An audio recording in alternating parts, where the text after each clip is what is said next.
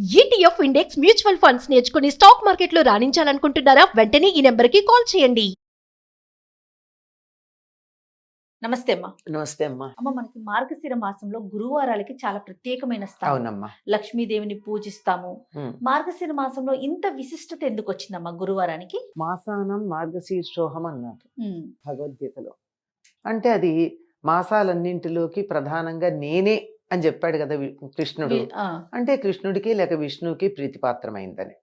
అందుకని ఆయనకి ఇష్టమైనటువంటి రోజుల్లో లక్ష్మీ వారాలకి ప్రాధాన్యం ఉంది. గురువారాన్ని లక్ష్మీ వారం అంటారు చాలా మంది. లక్ష్మి అని కూడా అనరమ్మా, లక్ష్మీ వారం అంటారు. అవునవును, అంతే కదా. ఊర్లలో ఇప్పటికీ కూడా చాలా మంది గురువారం అంటారు, మీరు అన్నట్లుగా లక్ష్మీ వారం అంటారు. లక్ష్మీ వారం కొన్ని ప్రాంతాల్లో బెస్తవారం ఏదో అంటారు దాన్ని, ఇంకో ఏదో పదం పడతారు. ఏది వాడినా ఇది గురుగ్రహానికి సంబంధించినటువంటిది, గురువుకు సంబంధించినటువంటిది. ఒకనొక సందర్భంలో లక్ష్మీదేవి ఆయనకి సంతానంగా జన్మించిందన్న అర్థంలో కూడా దీన్ని చెప్తూ ఉంటాం. ఎవరికి సంతానంగా అమ్మా? గురువుగా భావించబడేటటువంటి గురుగ్రహం బృహస్పతికి. దీనికి బృహస్పతి వారం అని కూడా అంటారు సంస్కృతంలో. మన లక్ష్మీ వారం అంటాం, గురువారం అంటాం. మీరు సంకల్పం చెప్పేటప్పుడు బృహస్పతి వారం అనే చెప్తారు. అటువంటి లక్ష్మీదేవికి ప్రధానంగా ఉండేటటువంటి ఈ వారం, కృష్ణుడికి నేనే ఈ మాసం అంతా అని చెప్పే కృష్ణుడికి సంబంధించిన, అదే విష్ణువుకి సంబంధించినటువంటి నెలలో మార్గశిర గురువారాలు ప్రాధాన్యాన్ని సంతరించుకున్నాయి. ఆవిడ్ని పూజిస్తే మరింత సంతోషం అని. ఇది ఎక్కువ మన మిగిలిన ప్రాంతాల్లో ఉండదమ్మా.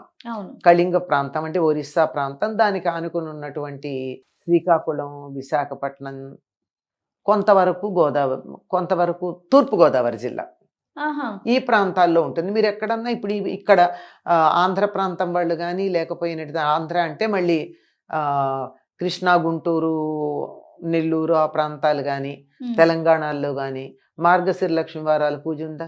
అసలు మార్గశిర గురువారం అని కూడా అన్నారు, మార్గశిర లక్ష్మీ వారాలని అంటారు.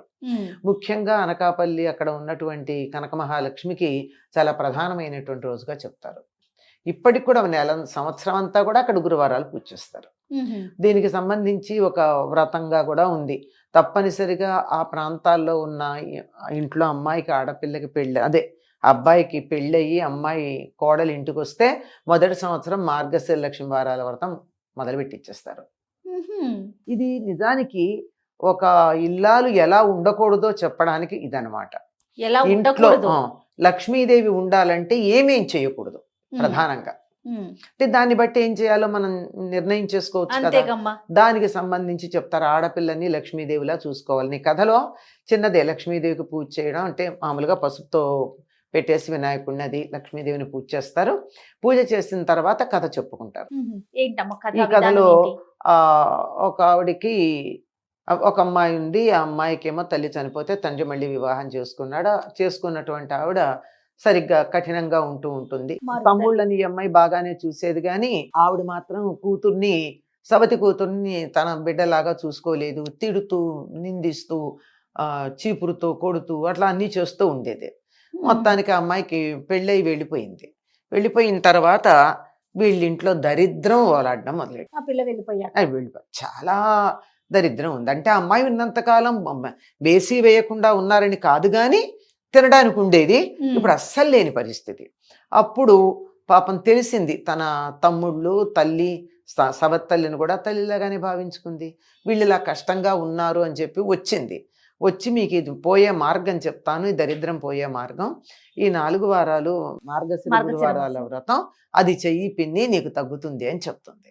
సరే, దాంట్లో నియమాలు ఏమిటంటే గురువారం నాడు తెల్లవారేటప్పటికల్లా ఇల్లు శుభ్రం చేసుకుని తాము శుభ్రంగా ఉండి జాగ్రత్తగా ఉండాలి.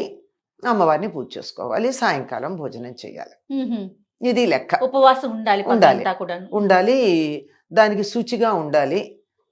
ఆ నియమాలు, ఒక్కొక్క నియమం ఎక్కడ మనకు తెలుస్తుంది. అలా అంటే మొదటి వారం సరేలే డబ్బు వస్తుంది కదా అని చెప్పి అనుకుని వాళ్ళు అనుకుంటే, ఆ గురువారం పొద్దున్నే ఈవిడ లేచి కూర్చునేటప్పటికల్లా ఏం చేస్తోంది, తెల్లారేటప్పటికి పాత చీరలో కుట్టుకుంటూ కూర్చుంది. ఇంకా వారం పూజకి పనికిరాదు పొద్దున్నే పని చేస్తే. తెల్లారేటప్పుడు చేయకూడదు కదా, అవును ఇవన్నీ అవును. దరిద్ర హేతువులు కదా.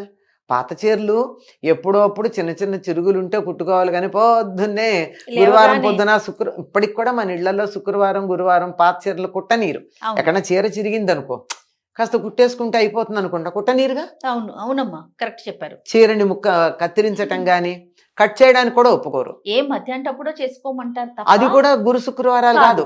కరెక్ట్ అమ్మా. పైగా చింపడానికి కూడా ఒప్పుకోరు. ఉమ్, ఇప్పుడు చీర అంచు ఇక్కడ చిరిగిందమ్మా, ఇట్లా తీస్తాం, ఇట్లా చింపడానికి కూడా గురువారం శుక్రవారం ఒప్పుకోరు. ఇంకోరు వచ్చేసుకో, అది ఈ వారం పనికిరాదు అనుకుంది. ఉమ్. ఇంకొక వారం వచ్చేటప్పటికి తలకింత నూనె పెట్టు కూర్చుని పిల్లలకి పేలు దువ్వుతూ తన తల దూకుంటూ కూర్చుంది. ఈ గురువారం చేసేవాళ్ళు తలకి నూనె రాచుకోరు ఆ రోజు. అయిపోయింది. ఆ వారం పోయింది. 3వ వారం వచ్చింది. 3వ వారం వస్తే ఈవిడ చాలా జాగ్రత్తగా ఎన్ని రకాలుగా చేసినా తెల్లారేటప్పటికీ ఇల్లంతా పాచిళ్ళు పెట్టుకుని చికాకు పడుతూ కూర్చుంది. అది కుదరలా, పోయింది. 4వ వారం ఏం చేసింది ఈ అమ్మాయి, తల్లిని? సవతి తల్లి ఏమీ తినకుండా కట్టడి చేసి అన్ని అడ్డం కూర్చుంటే ఆ గుంటలో పెట్టింది. గుంటలో ఉంటే ఏవి తినకుండా ఉంటుందని. కూతురు తల్లిని పెట్టింది. అంటే సంపద వస్తుందంటే కూతురు మాట వినడం మొదలు పెట్టింది. ఆహా. మరి లేకపోతే ఇవన్నీ ఎలా చేస్తుంది, అదే కదా. తిండికి లేదు కదా. ఆ, ఆ. అంటే ఏం చేసింది, పిల్లలు అరటిపండు తిని తొక్క పడేస్తే ఆ తొక్క కింద దొరికింది, అది గబా తినేస్తుంది ఆకలి కాకలేక. గుంటలో ఉండి కూడా. అదృష్టవశాత్తు ఆ సంవత్సరం 5 గురువారాలు వచ్చాయి. ఆహా. 5 గురువారాలు వస్తే 5వ గురువారం ఇది కాదని చెప్పి ఆ గుంటలో పెట్టి పైన ఒకటి చెక్క వేసేసి దాని మీద కూర్చుంది కూతురు పైన, తల్లి లోపల. అట్లా కూర్చోబెట్టి మొత్తానికి ఆవిడ్ని ఉంచి సాయంకాలం దాకా ఏమీ తినకుండా ఉంచి అప్పుడు అమ్మవారికి పూజ చేయిస్తే ఆ పూజ ఫలంగా వాళ్ళకి ఇల్లంతా మళ్ళీ సంపదలతో వచ్చింది అని చెప్పారు. అంటే దీన్ని బట్టి ఏమిటి అర్థం చేయాలి, కొత్తగా ఇంటికి వచ్చిన ఆడపిల్ల పొద్దున్నే పాచి బట్టలు వేసి కూర్చోకూడదు, పాత బట్టలు చిరిగిపోయిన గట్లు కుట్టుకుంటూ కూర్చోకూడదు, ఇలాంటి పనులన్నీ తలకి నూనె చేయకూడదు అవన్నీ చెప్పి పూజ చేసేదాకా కాస్త ఆహార నియమం ఉండాలి కదా. పిల్లలకి పెడుతూ స్నానం చేయకుండా చద్దనం తినడం ఏంటమ్మా. ఇవన్నీ చేస్తే వీటన్నిటికన్నా ప్రధానం ఏమిటో తెలుసా, మరింత వీళ్ళకి తిండి లేకపోవడానికి ఆడపిల్లని తిట్టి కొట్టింది కదా. అది ఎప్పుడైతే కూతురు మాట విందో అప్పుడు వీళ్ళకి సంపద వచ్చింది. ఇది మార్గశిర లక్ష్మీ వారానికి సంబంధించింది. దీనికి సంబంధించి అక్కడ ఎంత బాగా పాటిస్తారంటే ఈ నియమాన్ని, తెల్లవారుజామునే చన్నీళ్ళ స్నానం చేస్తారు. మామూలుగా అయితేనమ్మా మనం అందరం శుక్రవారం చేస్తూ ఉంటారు అందరూ తలంట్లు, కానీ అక్కడ మాత్రం గురువారాలు తలంటి పోసుకుంటారు. కానీ ఇప్పుడు మాత్రం స్నానం చేస్తారు. అంటే చల్లని నీళ్ళతో స్నానం చేయాలి, పూజ చేయాలి, ఉపవాసంగా ఉండాలి, తర్వాత ఎప్పుడో తినాలి. అంటే మధ్యలో కనీసం ఈ వ్రతం చేసేటటువంటి వాళ్ళు ఈ మధ్య మరి కాఫీ తాగుతున్నారేమో తెలియదు కానీ దూరకైతే అసలు ఏమి పాలు కూడా తాగేవాళ్ళు కాదట. అంత నియమంగా ఉండి కావాలంటే త్వరగా పూజ చేసుకోండి, ఏముందానికి. అదే అంత ఈ ఇళ్ళన్నీ శుభ్రంగా ఉంచుకోవాలి. ఎంగిళ్ళు అంట్లు ఈ పిల్లలు ఎలా తింటారమ్మా, చాలా మంది ఇళ్లలో గమనిస్తూనే ఉంటాం. ఒకప్పుడు ఎక్కడో ఉండేవి కానీ గుడిసెల్లో అక్కడ, ఇప్పుడు మన ఇళ్లలో కూడా అలాగే ఉంది. డైనింగ్ టేబుల్ మీద కూర్చుని తింటారు, అంటూ ఎంగిలి తెలియదు, ఈ చేత్తో వడ్డించుకుంటూ ఉంటారు. ఈ అన్నం వడ్డించుకున్న చేతి గరిటెలు కంచాలకి అంటిస్తారు, గరిట కంచానికి తగులుతూ ఉంటుంది. ఈ చెయ్యి కడుక్కోకుండానే కంచం పట్టుకుని తింటూ ఈ చెయ్యి కడుక్కోకుండానే ఇంకో పదార్థం వడ్డించుకుంటూ ఉంటారు. ఇట్లాంటివన్నీ ఉండి మాకు సంపదలు కావాలంటే ఎట్లా వస్తాయమ్మా. లక్షలు సంపాదిస్తూ ఉంటారు కానీ 1.5 అప్పులవుతూ ఉంటాయి కదా. సంపాదన కనపడుతుంది కానీ సుఖం కనపట్టలేదు కదా. సుఖం కూడా లక్ష్మిలో ఒకటే కదా. కనుక మనం ఇంత సంపాదించామా అంత సంపాదించామనే కదా, దాన్ని మనం ఎంత వరకు అనుభవించి ఆనందంగా ఉండగలుగుతామన్నది ఈ శుచిలో ఉంది.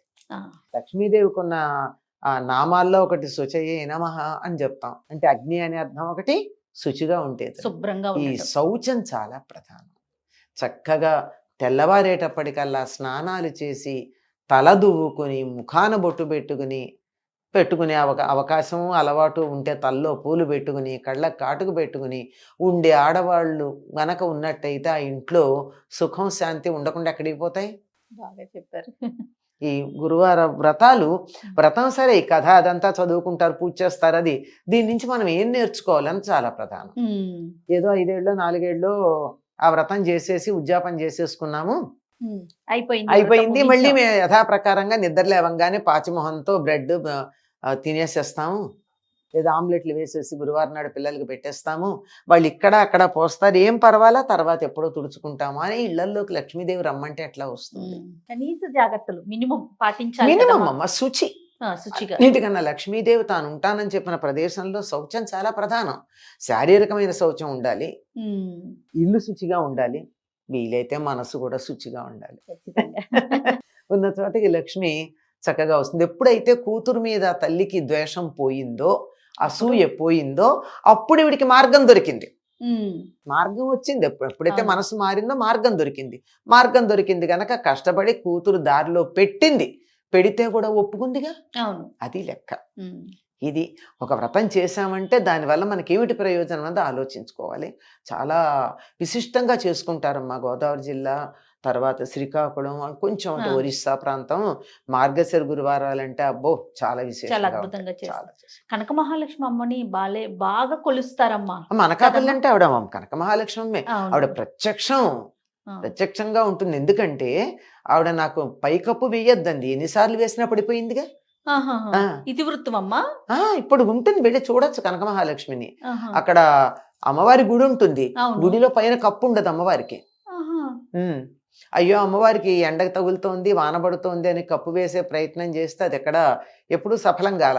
అలాగే ఉండడం ఇష్టం ఆవిడికి, నేను ఇలాగే ఉంటానంది, ఆనందంగా ఉంది. ఆ కనక మహాలక్ష్మి అనుగ్రహం లేనిదే మాకేమీ జరగదు అనే గొప్ప విశ్వాసం ఆ ప్రాంతం వాళ్ళందరికీ ఉంటుంది. అవును. అలా మహత్తు కలిగినటువంటి అమ్మవారని చెప్తారు. ఈ విధంగా మన మార్గశిర గురువారాల్ని లక్ష్మీ వారంగా కూడా చెప్పుకుంటాము. అసలు మామూలుగా లక్ష్మీ వారం కూడా అంటారు. అవునవును. అసలు వాళ్ళు మార్గశిర గురువార వ్రతం అని చెప్పరమ్మా, ఆహా. మార్గశిర లక్ష్మీ వారం వ్రతం అనే అంటారు. ఓ. లక్ష్మీప్రదం. లక్ష్మి అంటే డబ్బే కాదు, సుఖం, శాంతి, ఆనందం, సంతోషం, ఆరోగ్యం, ఆయుర్దాయం, ఇవన్నీ లక్ష్ములే. ఇవన్నీ ఇస్తుంది అలా. అమ్మ తాంబూలం ఇచ్చుకోవటం అలా ఏమైనా చేస్తారా? ముత్తైదువులు పిలవడం ప్రత్యేకంగా ఏం లేదు, భాగంగా ప్రత్యేకంగా ఏం లేదు. ఇవ్వచ్చు కదా. నేను లక్ష్మీదేవికి పూజ చేసుకున్నాను గనక ఒక ముత్తైదుని లక్ష్మిగా భావించి ఇచ్చుకోవటం, ఇస్తే ఇస్తారు కానీ ప్రత్యేకంగా ఉండదు. వ్రతం లేని వారు ఇప్పుడు కొన్ని ప్రాంతాల్లో విశేషంగా జరుపుకుంటారు మీరు అన్నట్టుగా, కొన్ని ప్రాంతాల్లో ఆ వ్రతం చేసుకునే విధానం ఉండకపోవచ్చు. కానీ ఉండదు. హాయిగా మన మార్గశిర మాసం లక్ష్మీదేవికి ప్రీతిపాత్రం అవుతోంది గనక చక్కగా ఆ రోజు మనం అందరూ శుక్రవారం నాడు ఇల్లు కడుక్కుంటారు కదా, గురువారం నాడే కడుక్కుందాం, కడుక్కుని చక్కగా అమ్మవారికి లక్ష్మీదేవికి పూజ చేసుకుందాం, శుచిగా ఉందాం అన్నిటికన్నా ప్రధానం. అది చాలా శుచిగా ఆహార నియమాలు, శారీరక నియమాలు, పరిసరాలకు సంబంధించిన శుభ్రతలు ఇవి పాటిస్తే చాలు. చేత అయితే లక్ష్మీ అష్టోత్తరం చదువుకోండి, లక్ష్మీ సహస్రనామం చదువుకోండి, శ్రీ సూక్తంతో పూజా విధానం చేసుకోండి, కుంకుమార్చన చేయండి, చేసిన సంతోషం. నమస్తే. నమస్తే.